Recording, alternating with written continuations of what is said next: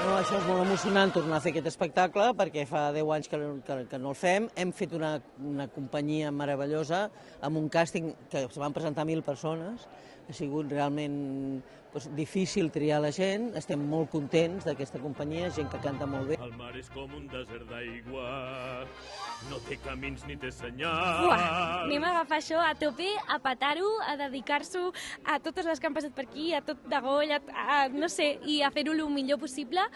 I realment és un somni fet realitat, o sigui, per mi no puc ser més feliç. El repte més gran serà treure'm pressió perquè serà una manera de realment poder ser lliure com a actriu, poder estar connectada amb el personatge. És un personatge que li passen coses molt fortes.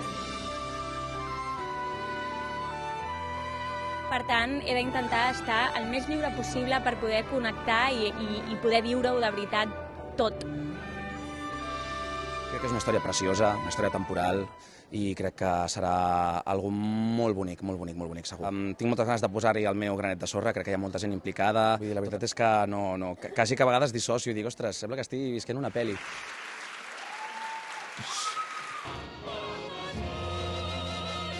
Hem fet 5 sèries de televisió, hem fet 34 espectacles, dels quals 23 són musicals. 50 anys i de comiat de la nostra companyia.